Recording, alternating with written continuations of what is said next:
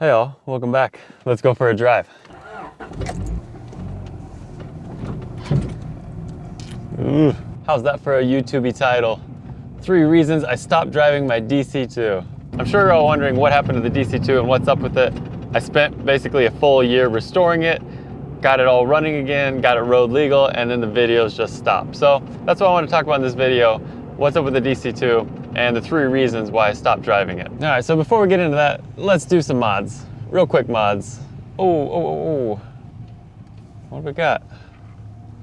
We got a 370Z and a GR86 on what looked to be like CR Kais or PF01s. If you remember from the Spoon Type 1 video, I bought this guy, which is the Spoon wide angle rear view mirror. And I've been dying to get this on here. I'll see if I can give you some perspective on the stock one, because the viewing, it's terrible. All right, stock mirror, basically it's just side of the wing to side of the wing. I know it's probably hard to see on here, but that is not enough driving around. It's really hard to see. And the other reason for switching it, you can see the edge of the mirror. Around the edge of the mirror, like the plating on the back of the glass, it's just breaking down and it's showing that edge around the whole way. So we'll get a fresh lens and we'll get a wider viewing angle.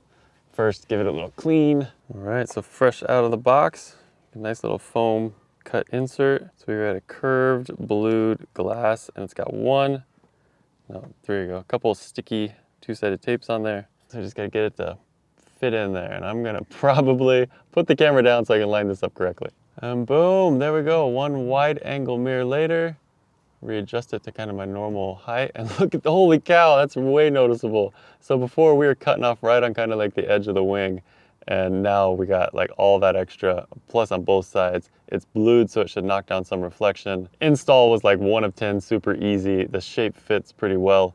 Because it is curved, it kind of sticks up in the middle here, which is why you had that one fatter tape in the middle, but the sides, they kind of lock in perfectly to the shape of the mirror. So you can't really screw it up once you get those lined up. Push it into place. And I'm happy because that has kind of annoyed me since I got the car. Visibility out the rear is gonna be so much better now. I'm really, really happy with that. So, all right, cool. We got a mod out of the way. Let's get into the heart of the video.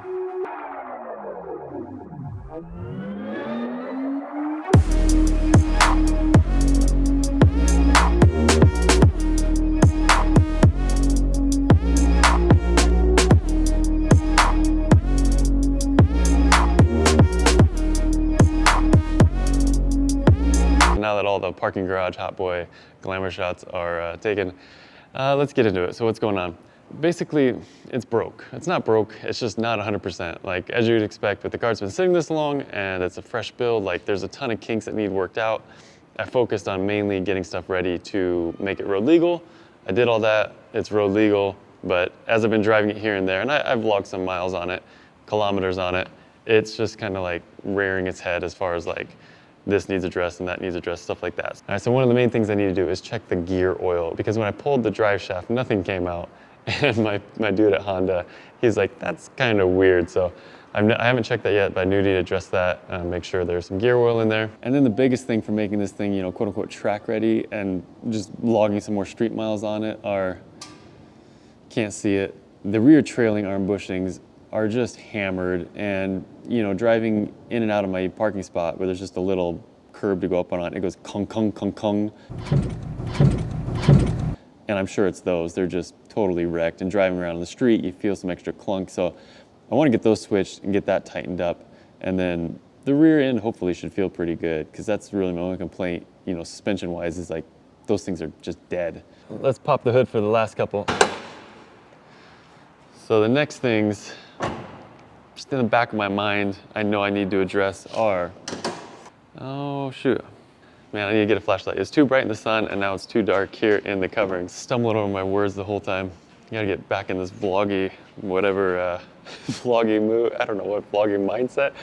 Gotta practice again. This is terrible. Anyway, so underneath the hood. All right, see that moisture down there? I better flip it around, make sure you guys are looking at it. See that moisture around there on the slave cylinder? That I don't think was ever there. As I've been using it, it's been, showing more moisture on the slave there. And again, I never addressed that. I never bled the clutch. Let's check out, ooh, Spoon reservoir cover. So the level in the clutch master doesn't really seem to be going down, but for peace of mind, I either want to replace or rebuild both of those. Yeah, so those are both huge reliability things that I just want reliability in the car. First and foremost, if they die, you're just, you're stranded wherever you are. I do want to address those before I get going too far from home or driving it, in anger at the track. And the last but not least thing, the belts started squeaking, which is normal. It's a fresh build. The belts were, they're all new alternator. I hooked up the power steering. I put an AC compressor. Like, I addressed all that, replaced all that. And so yeah, they were squeaking, which is fine. Normal, new build. Things wear into place and then whatever gets slack and they squeak. Okay, fine. So I tightened those up. But when I tightened those up, I was like, well, I'll check the radiator because, hey, I've been driving a little bit. I should check the radiator. It was bone dry. And so then I checked the reservoir. It was bone dry. So I've been driving around for, I don't know, I think I did like a 2-hour trip maybe, or 2 hours worth of driving one day with it like that or in stages of that. So that's really what sidelined it. And what it ended up being was the drain plug on the radiator. When I pulled it to drain it, because I did all the timing stuff, that O-ring was just absolutely shot, hard brittle plastic. Replaced it, fresh one from Honda, and so now it's sealed up and it's happy. So that was luckily an easy fix, a cheap fix. But yeah, that was, I don't think it never overheated as far as the gauge goes, but that was definitely something, I feel like I dodged a bullet on there. Luckily those belts started squeaking. It just needs some of those like finer detail, finishing touches. It just needs some attention to get all of that stuff 100% basically. Like, of course, the things that I haven't addressed yet are showing signs of wear and needing to be addressed, so it is what it is. How's that for a view? Mountains way out there. Fuji should be somewhere right over there behind the clouds. Yeah. Mountains way out in the distance there. All right, let's drive on. At least I can drive now. Like, we're not stuck at home, and I didn't want to make this video sitting in the parking lot. I'll tell you what is amazing. That exhaust, best money ever spent. In car, so quiet. All right, let's drive on. And just like that, it's a new day. This time out in the van doing some parts pickups for Nerd Gold JP. Reason number 2 why I stopped driving the DC2 is, and this is kind of lame. I'm gonna preface it with it's kind of lame, but I'm a quote unquote, car YouTuber. I don't have an action camera like a GoPro or a whatever, like an Insta360 or DJI now makes one, I think. So doing the driving videos, I just don't have a good setup for that. Right now, the camera is being held by a cheap suction mount that I bought off Amazon. I do want, an additional GoPro or some sort of action camera or 2 so I can get some, different interesting shots while driving and, actually show the car driving, since that is the point of building the car. I see all these like GoPro crash issues or GoPro just didn't record or GoPro turned off issues and all these other videos that really makes me kind of scared to use a GoPro. If you do have recommendations on what you are using, yeah, please leave them in the comments. I'd really welcome hearing that.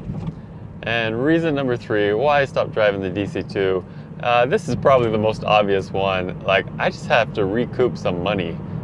In full transparency, like, I got the car running, and I got to time out real quick. Going by everyone's favorite shop, Foot Job, if you remember that from the other video, where you get your car worked on. Foot Job. Yeah, so full transparency, I had set aside, kind of like what I budgeted for this project. And then I bought the car, thought I had, kind of an idea of what it would take to get it back on the road. I went over that. And then the final run-up of shock-in, a bunch of little fixes and whatever, took more money. Then there's all the shock-in fees and everything related to that and getting the road, license plates and paying the taxes, blah, blah, blah.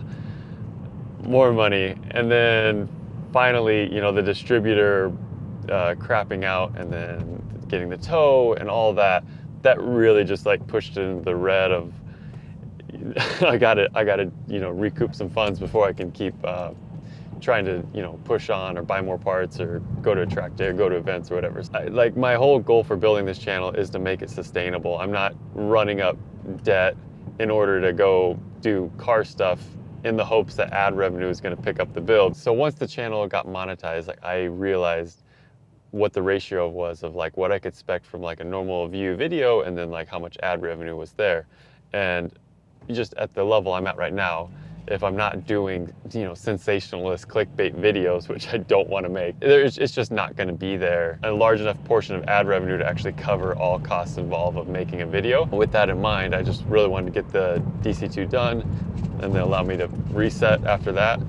And so that's where we are now. So the bigger goal with Nerd Gold within the next year or so, hopefully, is I would love to get someone in, you know, part-time, full-time, to help process orders and get that part out. I really love the, you know, customer interaction and messaging and talking to you guys, but the whole picture, it takes up a lot of time. So, you know, we'll cross that bridge when we get there, but I'm definitely working towards that to where I can have like a little bit of a team, have Nerd Gold, you know, bring in income as well, and that's going to help make the YouTube channel sustainable, which is also bringing income, and you know, they'll just work together. Man, we're in a neighborhood and it is tight. I don't know if I can get out of this car's way.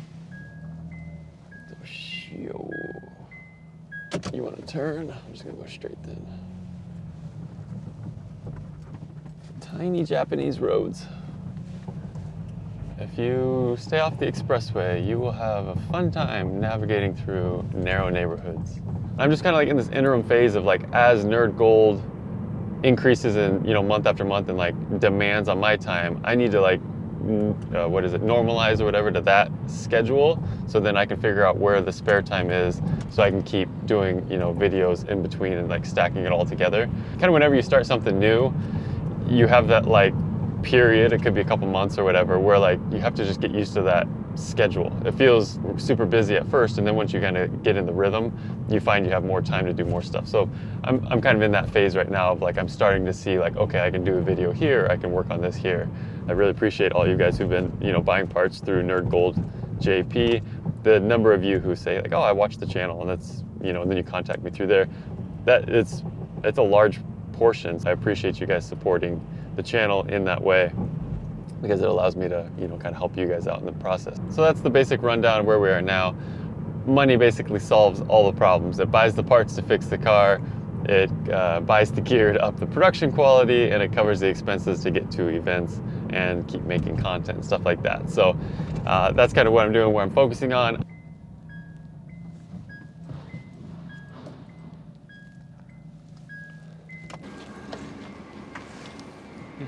Here we go.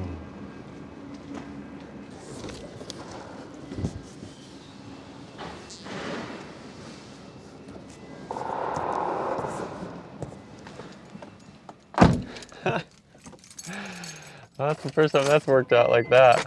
I didn't think it fit. One EF dashboard acquired. All right, next up is Honda for a part that you didn't even realize was still in existence.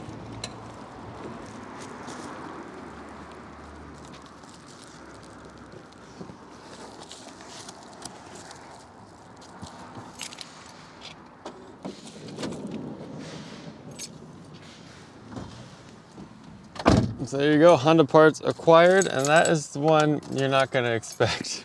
That's an EG6 OEM front lip, still available. Not a lot left, but still available, unbelievably. So if you're after an EG6 front lip, let me know. Like I said, there's still a few left at Honda. All right, errands are wrapped up, on my way home, but check out nerdgold.jp for a Black Friday gift card deal. If you spend 500 yen on a gift card, you can gift someone 1,000 yen worth of service fee credit. So if they, you know, want to buy something off Yahoo Auctions or whatever, they'll have 1,000 yen credit going towards my service fees and that. I can't discount the parts or the, you know, whatever you're buying, because that just is what it is. Shipping and all that is what it is. But for my service fee, just in order, you know, trying to help get the word out there, get people some positive experiences buying parts from Japan, nerdgold.jp. If you buy a gift card for 500 yen, you can give someone 1,000 yen credit for their next purchase. So check that out. And yeah, we'll catch you guys in the next one. Thanks for watching. Much love. Be well.